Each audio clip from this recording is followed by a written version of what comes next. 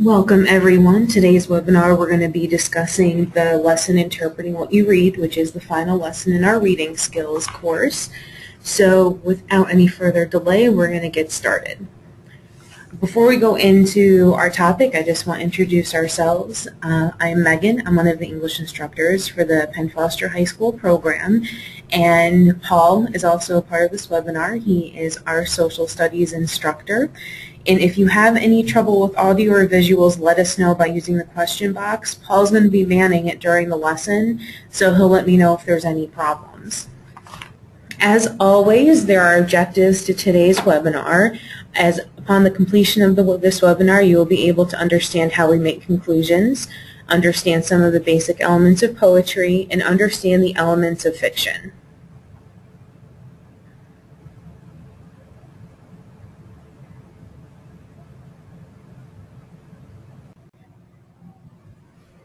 In this first section, we'll be going to go over the ways that you interpret information.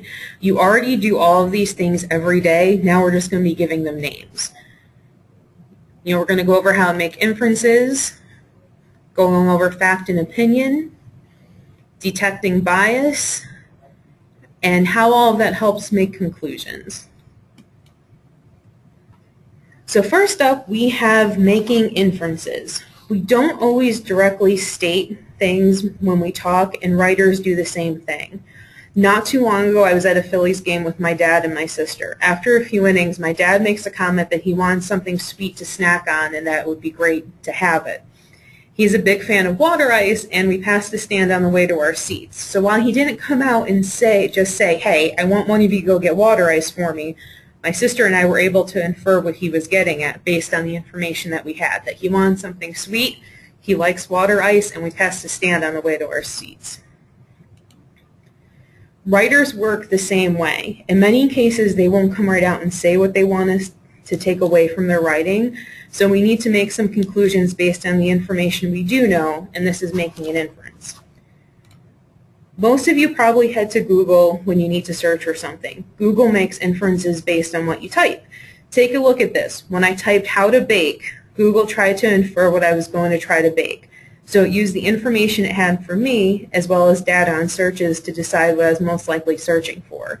So it looks like based on what I typed in, most people want to try to find the best way to bake chicken.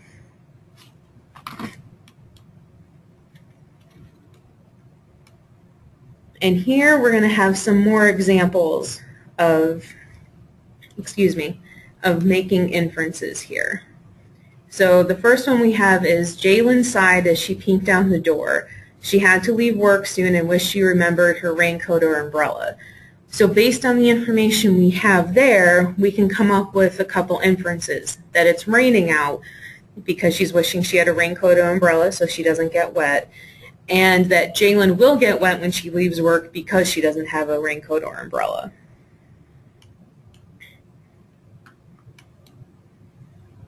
Next up we have Monday morning, Dean was telling Jillian about how he spent the weekend eating cake, opening presents, and spending time with his family. So with that information, one of the things that we can really infer is that Dean celebrated his birthday over the weekend, because birthdays usually involve eating cake, presents, and spending time with friends and family, so it would be safe to infer that his birthday was over the weekend based on the information we have. So now that we've gone over what inferences are and a few examples, it's time to test those skills on you. If you attended the other two reading skills webinars, you should be familiar with Wayne and Gina. So far you've learned about their engagement and their wedding, so now we're going to fast forward a couple years. So I'm going to give you a couple minutes to read this paragraph because it is a little bit on the longer side. And when we do the poll, it is going to disappear, so I want to make sure you have enough time to read it over.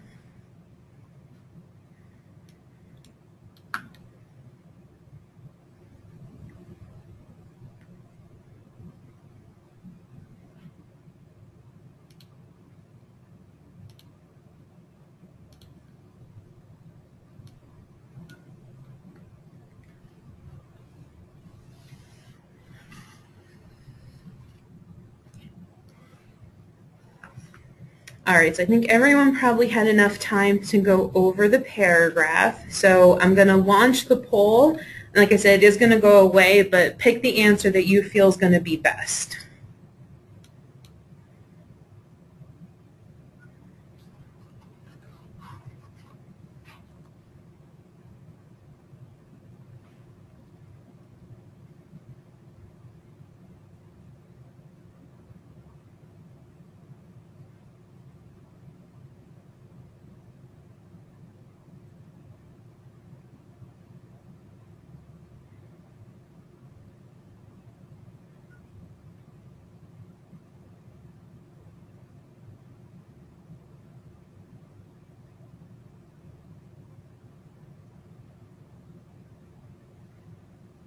Okay, we'll let it go for about another 30 or 40 seconds to make sure everyone has a chance to answer.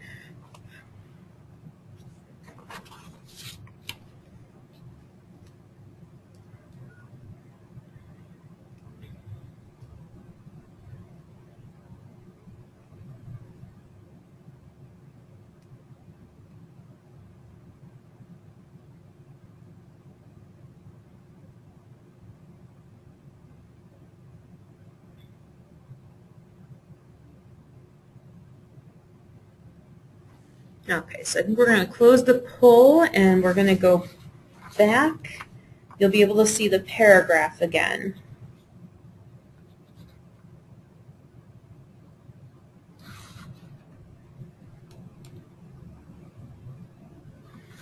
Okay, what's great is that the vast majority of you, 73%, did pick the correct answer. That based on the information that you have, you can infer that he forgot his anniversary and it hasn't been the first time. The reason we can kind of get this is because he walks in the door, it's late, there's all of these smells of burnt food, and particularly when his wife comes down the stairs and giving him the look that she does, and he's obviously staying on the couch tonight, and that last sentence that he knew that this was going to take more than flowers to make up for forgetting this important day. So we know that it's an important day. He missed it because, you know, she got this dinner together and everything's burned and she's not happy. The other answer choices that were there it doesn't mean that, you know, maybe he did go out to work after work with his colleagues, but we can't know that for sure based on what we have. We really don't know what Gina feels about, you know, his work patterns, or that Wayne was late on purpose to avoid his wife's cooking. We can't say any of that definitively because the paragraph doesn't give any information that would support it. So good job, everybody.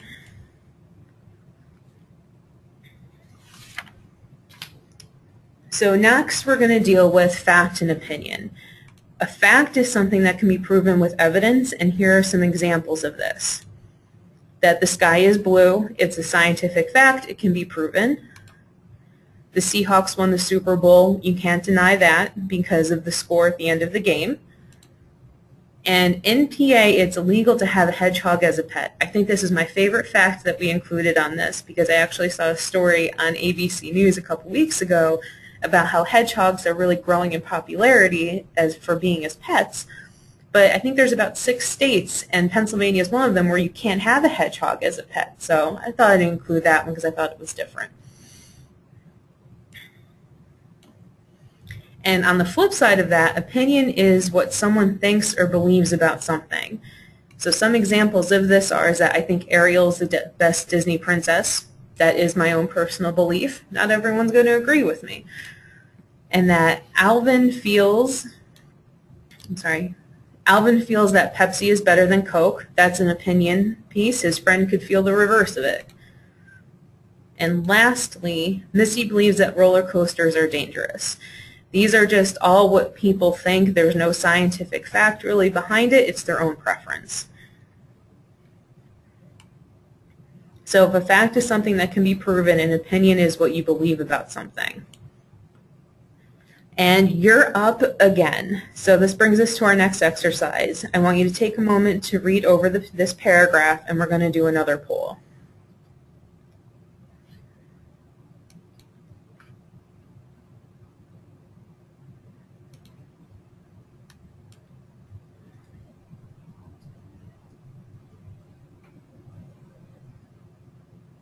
Okay, so we're going to launch it, and that's going to take the paragraph away, but it'll come back after we get the poll done.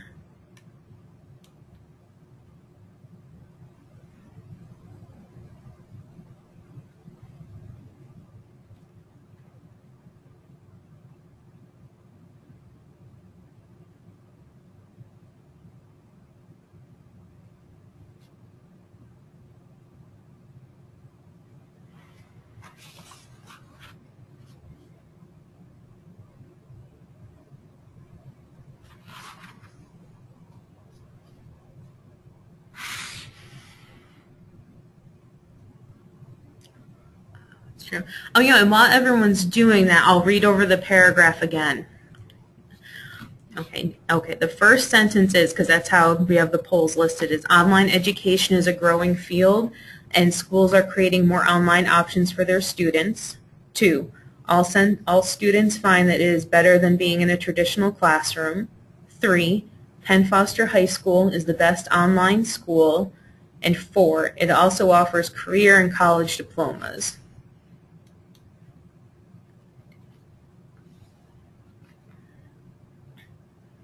Oh, it looks like we may have a tie coming up. So if you didn't get your votes in, get them in. We want a tiebreaker.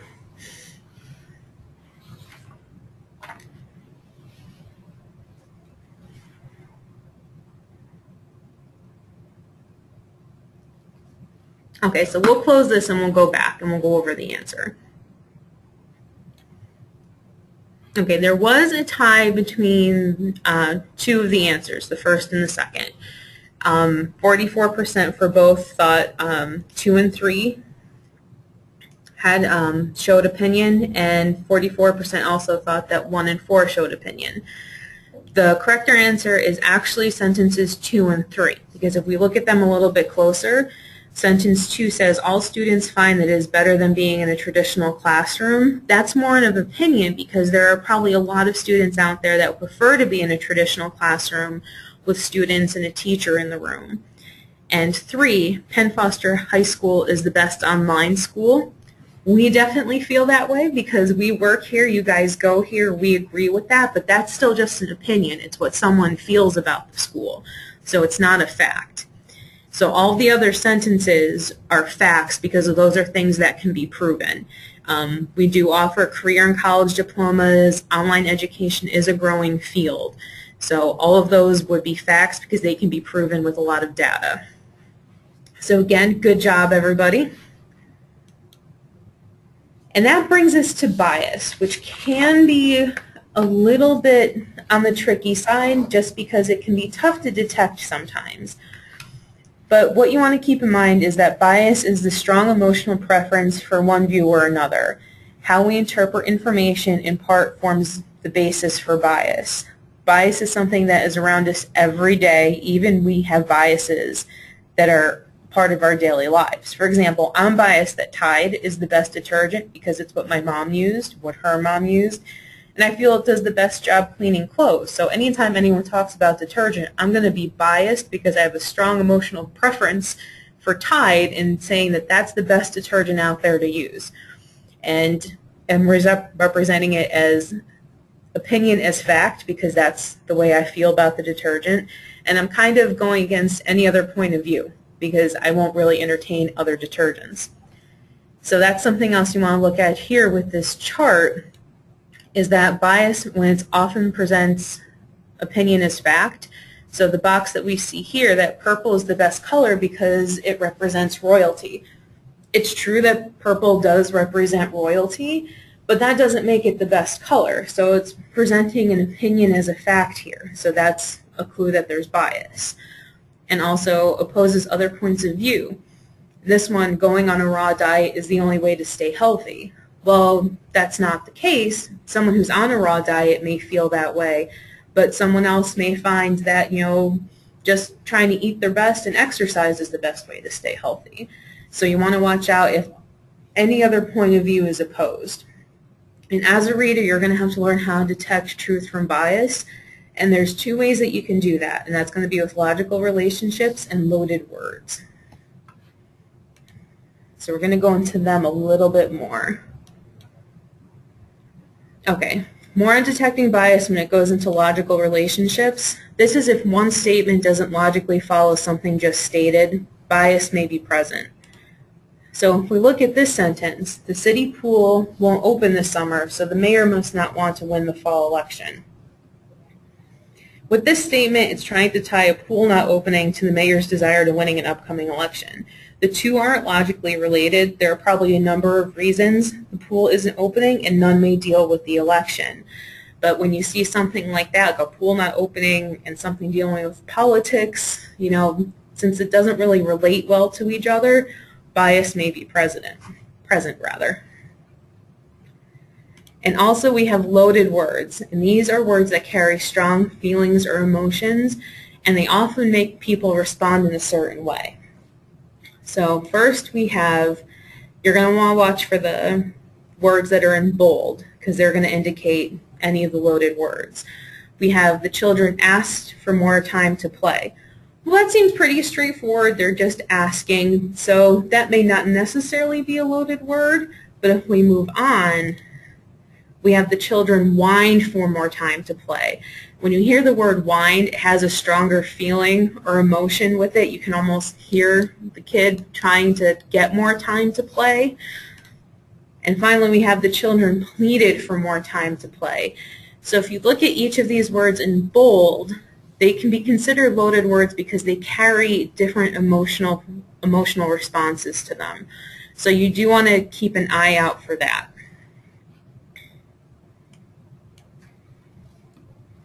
Okay, again, you guys are going to be up. Before we do anything else, I want you to watch this commercial. Breakfast in this house? In the morning, I can use all the help I can get. That's why I love Nutella, a delicious hazelnut spread that's perfect on multigrain toast, and even whole wheat waffles. It's a quick and easy way to give my family a breakfast they'll want to eat. And Nutella is made with simple quality ingredients like hazelnuts, skim milk, and a hint of cocoa. They love the taste, and I feel good that they're ready to tackle the day. Nutella, breakfast never tasted this good. Okay, so what I want everyone to do is use the question box and let us know what type of bias do you think is in that commercial.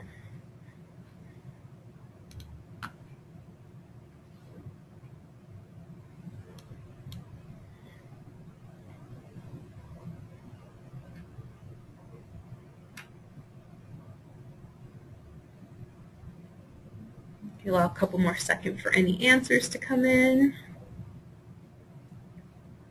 Good, yeah, there are loaded words used in it. And as more people are figuring out their answers logical, good job.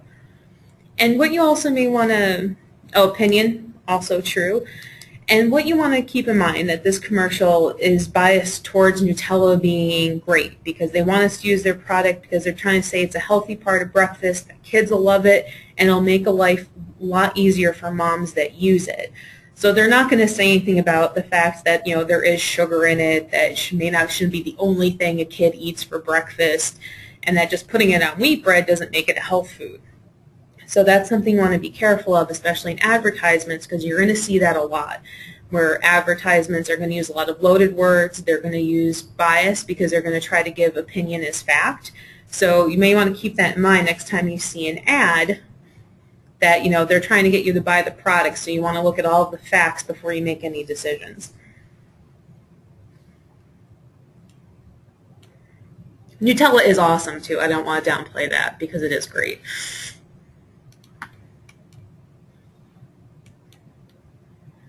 So what all of this leads up to is conclusions. So what do making inferences, knowing fact from opinion, and detecting bias do? They all help us draw conclusions from the information that we read.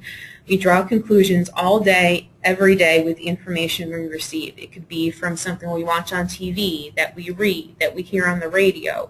So you want to keep all of these things in mind to help come to a conclusion based on anything you may be reading or hearing.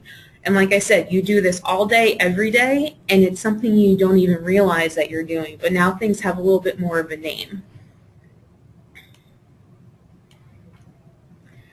So that brings us to the next big topic for this lesson is poetry. I don't want anyone to be overwhelmed with the fact that you're going to be going over poetry so early in the program. It's included because poetry is a genre that really lends itself to using your interpretation skills to make conclusions. When you hit your literature course later in the program, that's when you're going to get into more in-depth things about poetry. But for now, we're just going to focus on rhyme and figurative language. Those are the two things that are going to help get you through the lesson. Okay, so before doing anything else with poetry, it's important to get a feeling for what it is. The dictionary definition for poetry is writing that formulates a concentrated, imaginative awareness of experience in language chosen and arranged to create a specific emotional response through meaning, sound, and rhythm. That's quite a mouthful, but that's the dictionary definition of what poetry is. Here we're going to get a definition next up of what a poet thinks poetry is that poetry is when an emotion has found its thought and the thought has found words. And that's by Robert Frost. He's a very well-known poet. I suggest if you haven't read anything by him, I'd go look it up. I think Two Roads Diverge in a Yellow Wood, if you ever heard that type of poem, that's him. I think his idea of what poetry is kind of wraps things up a lot better than what the dictionary version of it does. So I would keep his in mind a lot too. And we've already established I'm a big music buff, so of course I'm going to include a musician's definition of poetry. And this is from Bob Dylan. I consider myself a poet first and a musician second. I live like a poet and I'll die like a poet.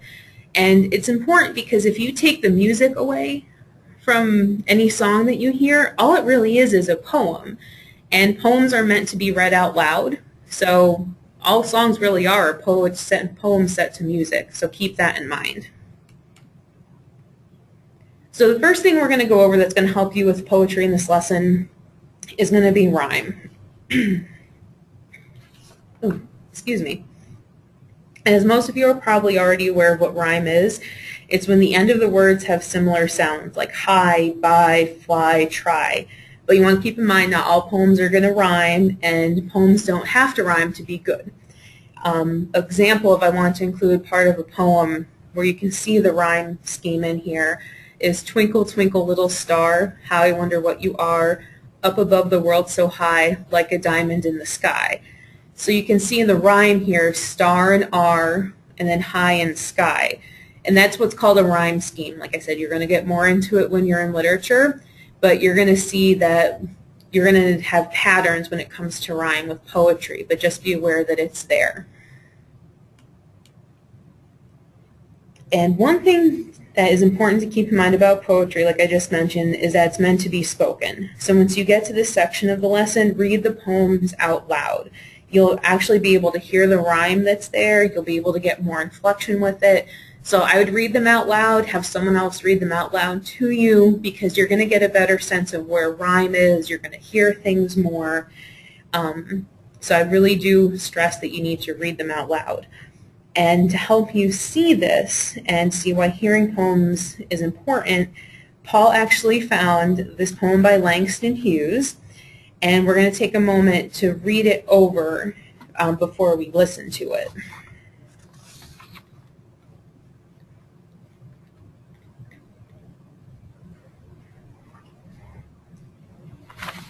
Okay, now that we've read it over, we're going to listen to it. What's especially neat about this is that we were able to find a recording of Hughes himself reading the poem, which you're not always going to find. A lot of the best poems that are out there were done well before any type of recording device was around, so we're lucky to have this.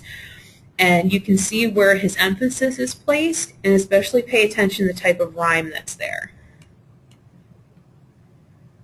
Some of my poems are very definitely poems of hope, poems that try to say that I believe that the great ideals of American democracy will certainly eventually be worked out for everybody in our country, everywhere in our country.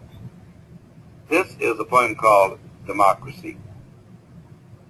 Democracy will not come today, this year, nor ever through compromise and fear. I have as much right as the other fellow has to stand on my 2 feet and own the land.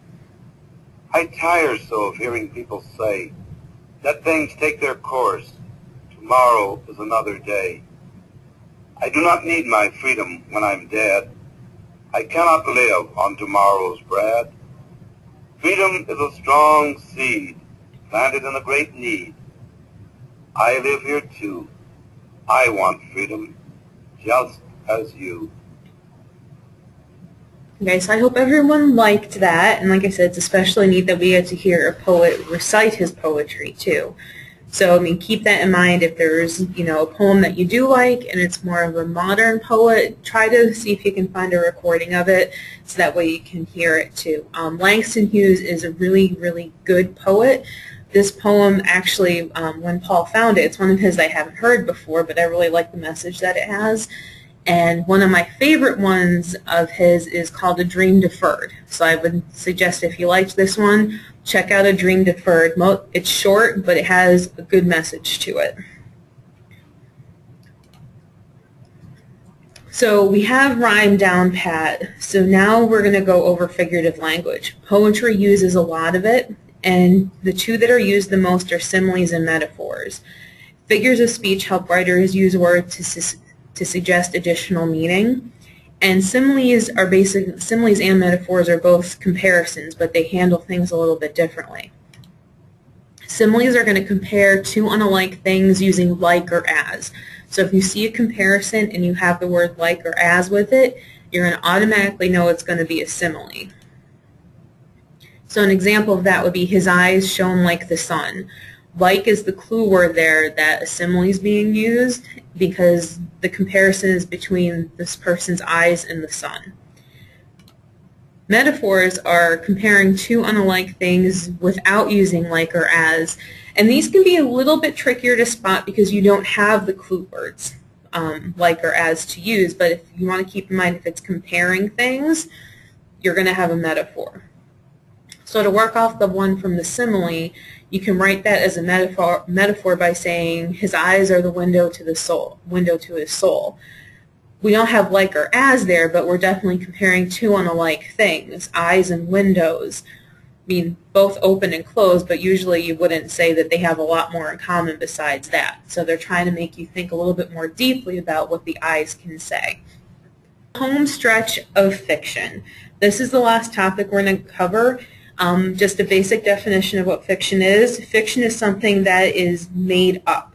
So a good way to remember fiction from nonfiction is that fiction and fake both begin with F. A work of nonfiction is going to be something that is real, that actually happened. Every story you read is going to have the same elements. It's what the writer does with these elements that helps create the story and make it different. And as you can see, we have the British flag here because all of my examples are going to be based off of Harry Potter because I love Harry Potter. I was also very excited that there's a follow-up on the Pottermore website about Harry in the future. I've yet to read it though, but I'm looking forward to it. So the first element would be character. These are the people in the story. So for Harry Potter, the main character is going to be Harry Potter, but he's got Ron, Hermione, Hagrid, Dumbledore. So there's a lot of different characters that could be on there, but that's what you just want to keep in mind, that the people in the story are the characters. Next is the setting. This is the place and time a story takes place. So the setting for Harry Potter would be England, and I shouldn't say I have a theory, I think it's been pretty much confirmed, about the time that Harry Potter takes place. This is based on when he actually goes and visits his parents' graves. It probably takes place in the 90s, not in the 2000s when most of the books were published. And that's also confirmed because with the new Harry Potter part, it says that he's 34. So I feel vindicated because some people haven't believed me that I think he's older than what he is right now. So the next element would be plot, and this is the order of events in the story. So the plot for Harry Potter is that an ordinary boy discovers that he's a wizard, and an extension of that would be the different trials and tribulations that he has to go through as he makes this discovery. And the next is conflict. Every story is going to have a conflict in it. It's what makes stories exciting to read. And this is some type of issue that needs to be resolved. So the conflict in Harry Potter, the main one, is battling Voldemort. That's, you know, to go further down the line a little bit, that's an external conflict because it's something that you can see. But there's also internal conflicts that the character has to go through within himself too. So you want to keep an eye out when you read for both of those to help distinguish between the two. And the last thing up is theme. And this is the main point of the story. It's the umbrella that everything else can be placed under. And in Harry Potter, what it really comes down to is good versus evil, because Harry's good, Voldemort's bad, and it's a clash to see who's going to win. Now it's going to be your turn. Again, everyone can see the picture that's up here. This is actually something different that we're trying. I haven't tried it yet. We're going to switch screens a little bit, and we want you to take a little bit more of an active role. You're not just going to be able to use the question box for this, but Paul and I want you to create the story for this picture. Okay, so what you're going to do, you're not going to be able, you're going to be able to actually type in this, and I'll include in the follow-up information, we'll include a link to this too, so you can get some practice using it. In the lower left-hand corner, you're going to see a little green pencil. So when we ask the different questions, you're going to be able to type an answer to it, and everyone's going to be able to see it. So you don't have to include a name. If you do, just use your first name. Don't use your full name. And as we go through the questions, we're going to try to create a story based on the picture that you see here. So the first thing that we're going to try is going to be, who are these people? And keep in mind, there's no right or wrong answer, just the first thing that pops to mind about who you think these people are.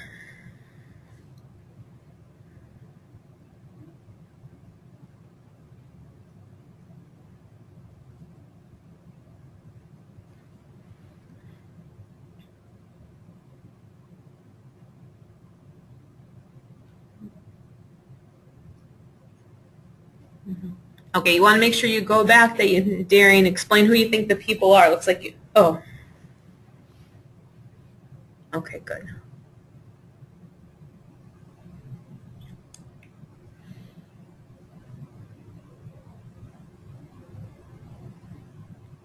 Okay, good. We have someone saying that it's police.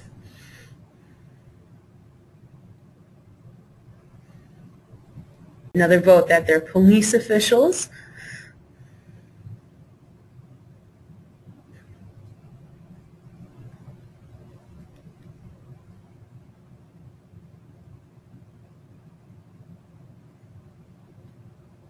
Okay, can see. Okay, if anyone else wants to jump in and say who they think they are, who these people are, you can definitely add to it. We're going to move on to the next question, which is, okay, now both people basically have that they think that the people involved are police, so where are they? So remember, we're going to go over each of the fiction elements that we went through. So now that we have an idea of maybe who they are, we want to know where they are, so we're looking for setting.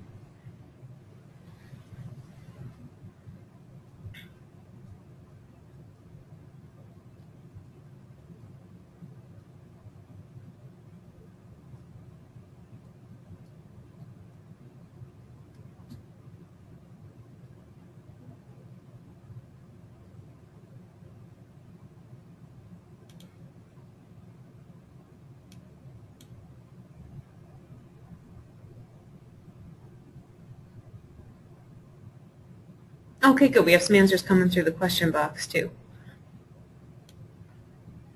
That they could be in a bank, in a city building, a ballroom, or a conference. I'm liking all these different answers. Court. Ooh, Allison at a murder scene. Headquarters.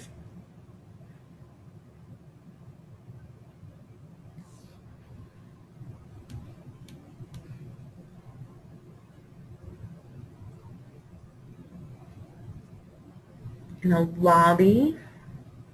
Mayor's office.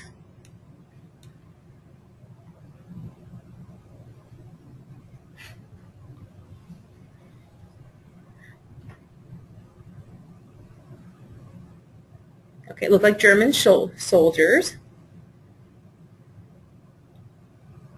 Okay, good. I think we have setting down pretty well.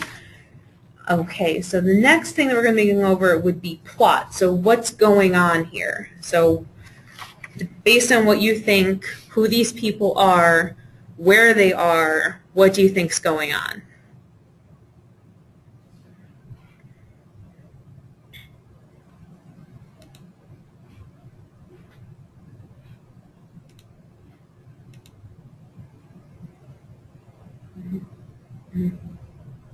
Darian has a great, a good hook on this too. I think he knows where we're going before we do. Congregate in lobby to observe if famous individuals arrive.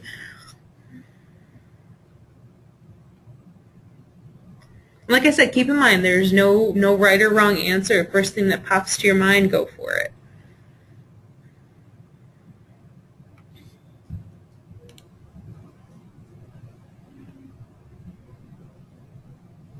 Allison, good job. You're keeping up. You have a good plot line going that there's police, they're at a murder scene, and that they're investigating the murder.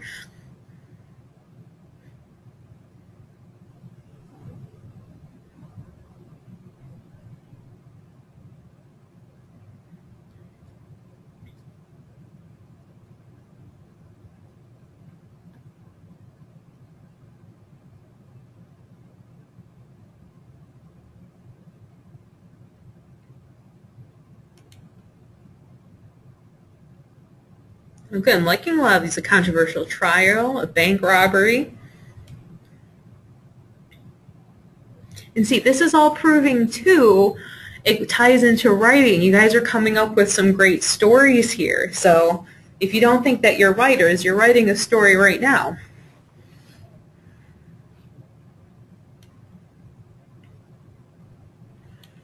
Okay, let's see. If you do have any trouble writing on the screen, you want to make sure, see if you can, that you're clicking on the lower left-hand corner. It's a little green pencil. That should bring up a box that you can write in.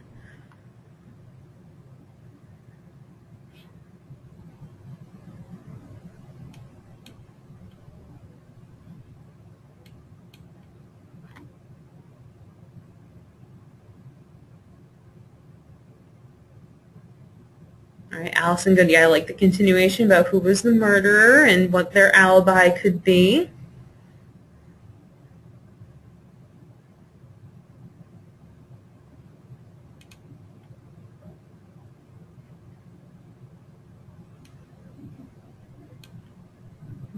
And if you're having any trouble using the green box cell, you can just put your answers in the question box. We can still see them too. Casey agrees with someone else that it looks like it could be Nazi police. All right, so I think we kind of covered too. The next question is going to be, what was the conflict going on here? So the conflict could be, we've talked about, murders, bank robbers, things like that. So I think we have a pretty good handle on what the conflict could be. But so we'll give a little bit of time for you to say, like, what's the main issue that they're trying to solve here? We'll go over that a little bit. I'm just going to remove some of these so the picture comes back up for everybody to see.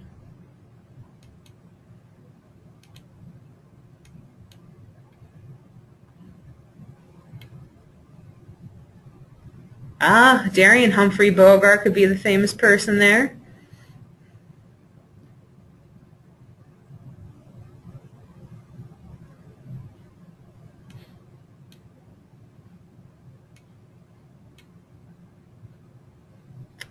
I like that. Hearing the mayor give an election speech, a big operation.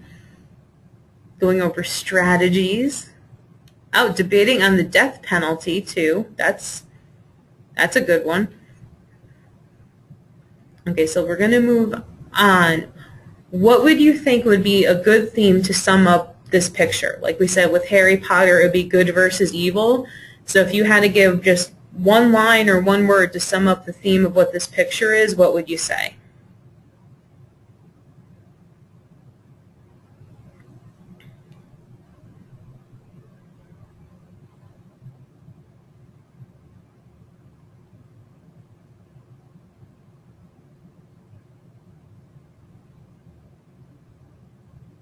I like that, police gossiping.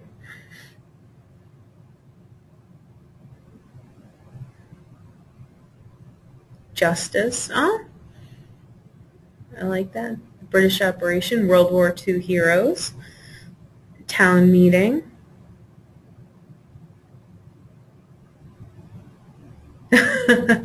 A long and boring speech because some people are not paying attention. I like that answer. That does happen a lot. So what we're actually going to see, I'm going to bring the picture up so you can see it a little bit better again. What this actually is, it's a historical photo. Paul, do you maybe want to fill in on what's actually going on? You go ahead. Okay. All right. It's actually a picture that was taken during the Treaty of Versailles, which effectively ended World War I. So a lot of people you had, you know, they are soldiers, people in uniform. So I think that's a good thing that you guys really kind of picked up on a lot, that, you know, may not be a murder scene, it may not be a town hall meeting, but you kind of got the idea that people are gathered to watch something and something is going on. And this also brings up a good thing because there is a lot of historical fiction that's out there that you can read. And this happens when an author takes a real event, but then kind of has something inserted to it that is fictional. It's like if you think about the movie Titanic. The Titanic was a real ship. It did sink. There were a lot of casualties with it, unfortunately. But then you think about the movie, well, Jack and Rose's love story isn't a real part of the Titanic, but the Titanic itself is real. So you want to keep that in mind. So with all of that being said, that brings us to the end of the lesson. So I hope you'll use all the tools in this lesson to help draw conclusions and make interpretations based on your reading. It's one thing to just read something, but it takes all of these skills to gain meaning from it.